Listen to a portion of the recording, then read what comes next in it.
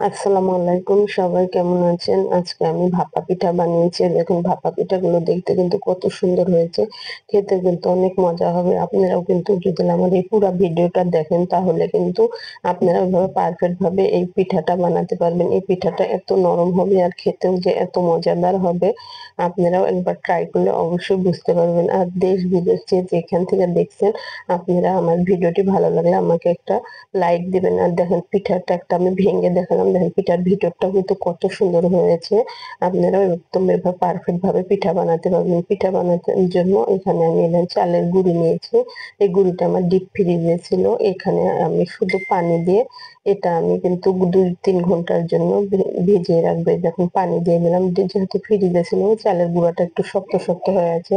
আর পিঠাটা একটু চালের গুঁড়াটা একটু ভিজিয়ে রাখলে পিঠাটা অনেক নরম হয়, সফট হয়।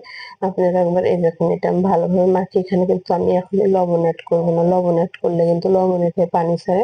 আমি যখন পিঠা বানাবো তার আগ মুহূর্তে আমি পিঠাটা মধ্যে লবণ একটু বেঁধে ঢাকনা দিয়ে আমি দেখুন 2 ঘন্টার জন্য রেখে দিলাম। 2 ঘন্টা পর আমি ফিরে এসেছি। দেখেন চালের গুঁড়াটা আমার কত সুন্দর এরকম নরম সফট হয়ে গেছে এখন।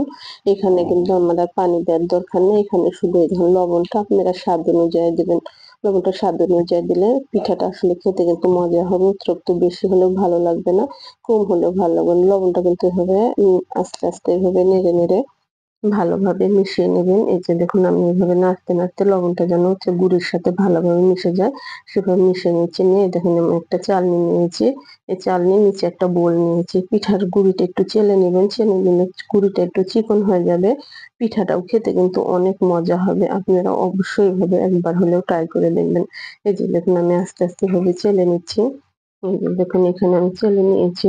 চালা হয়ে গেলে এদিকে আমার নারকেলটা আসলে আমার কোরানোই ছিল। আমি ডিপ ফ্রিজ থেকে বের করে নিয়েছি। আর গুড়টা আমি এখানে কেটে নিয়েছি চাকু দিয়ে। একটু গুড় আমি রেখে দিয়েছি। আমার গুড় যদি পরে প্রয়োজন হয় তাহলে তখন আবার কেটে নেব।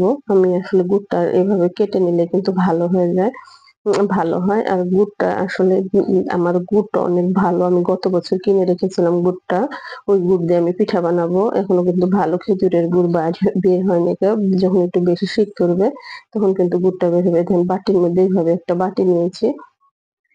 বাটির মধ্যে এভাবে আস্তে আস্তে এখানে খানিক গুড়ি ভরে নিলাম। গুড়ি দিয়ে এখানে আমি উপরে এখন নারকেল দিয়ে দেবো। এখন আগে গুড় দিয়ে দেবো। গুড়টা কিন্তু আপনি এটা বেশি খেলে বেশি দিবেন, কম খেলে কম দেবেন। এই যে দেখুন গুড়টা আমি এভাবে দিয়ে দিলাম। এইভাবে দিয়ে আমার আরেকটু গুড় দিয়ে দিলাম। আমার কাছে আসলে পিঠাটা একটু মিষ্টি মিষ্টি হলে ভালো লাগে খেতে। আমি উপরে নারকেলটা একটু বেশি করে দেবো। এই যে নারকেলটা একটু বেশি করে দিলাম। নারকেলটা বেশি দিলে কিন্তু আসলে ভাপা পিঠাটা খেতে কিন্তু অনেক মজা হয়। দিয়ে এই দেখুন এভাবে দিয়ে আমি উপরেও সুন্দর করে এভাবে ভালোভাবে দিয়ে একদম সমান করে নেবেন। একটু উঁচু করে দিবেন না। উঁচু করে দিলে পিঠাটা অনেক সময় ভেঙে যায়। পিঠা বানাতে হলে এক একটা ভেঙে যেতেই পারে, এতে কোনো সমস্যা নাই। কিন্তু এভাবে বানালে অবশ্য ভাঙাটার একটু ভয় কম থাকে।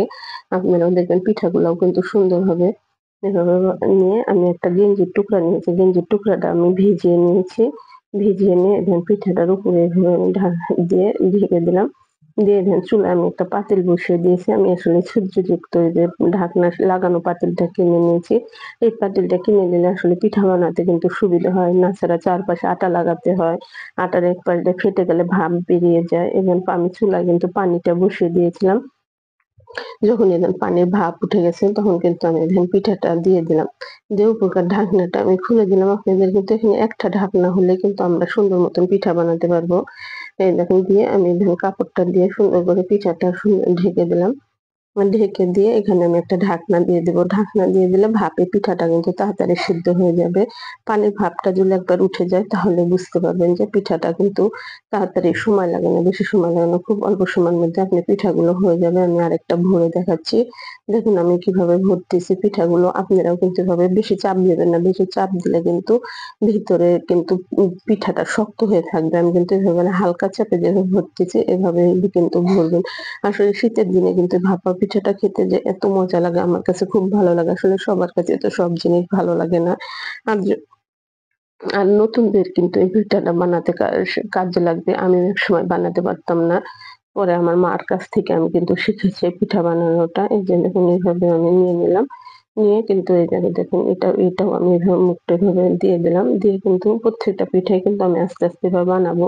একটা ভাপ হতে কিন্তু আরেকটা আমি ঘুরে নিয়ে কিন্তু ১-১.৫ মিনিটের মধ্যে আমার পিঠাগুলো কিন্তু সুন্দর মতন হয়ে যাবে।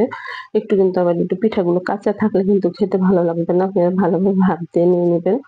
নিয়ে এই যে দেখুন এটাও আমি এরকম গেঞ্জির টুকরো অবশ্যই ২ টা নিবেন। ঢাকনা একটা হলেও আপনাদের কিন্তু কাপড় অবশ্যই ২ টা কিন্তু কাপড় লাগবে। নিয়ে কতক্ষণ পরে সেই যে দেখুন আমি যখন দেখবো আমার পিঠাটা হয়ে গেছে, এই যে দেখুন আমি কিন্তু ঢাকনাটা খুলে দেখতে পাচ্ছি আমার পিঠাটা কিন্তু সুন্দর অলরেডি সুন্দর মতন হয়ে গেছে।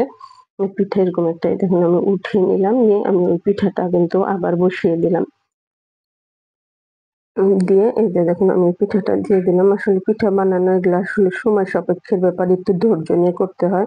আসলে আমি মনে করি এগুলো কাজ কখনোই ঝটপট হয় না। আপনারা একটু সময় নিয়ে ধৈর্য নিয়ে করবেন। এই যে পিঠাটাও এই পিঠাটাও কিন্তু আমার কত সুন্দর হবে। এই যে দেখুন এটা আমি এরকম ঢাকনা দিয়ে বসিয়ে দিলাম।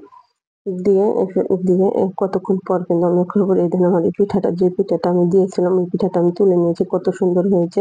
খেতেও কিন্তু অনেক মজা হবে। আপনারাও কিন্তু অবশ্যই একবার ট্রাই করে দেখবেন। এভাবে কিন্তু আস্তে, আস্তে আমি সবগুলো পিঠা এই যে আমার পিঠাগুলো কিন্তু বানিয়ে নিয়েছি। কত সুন্দর হয়েছে। খেতেও অনেক মজা হবে। আর আপনাদের কাছে যদি আমার যে ভিডিওটি ভালো লাগে আপনারা অবশ্যই আমাকে একটা লাইক দিবেন।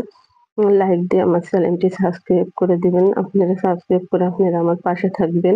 ধন্যবাদ সবাইকে।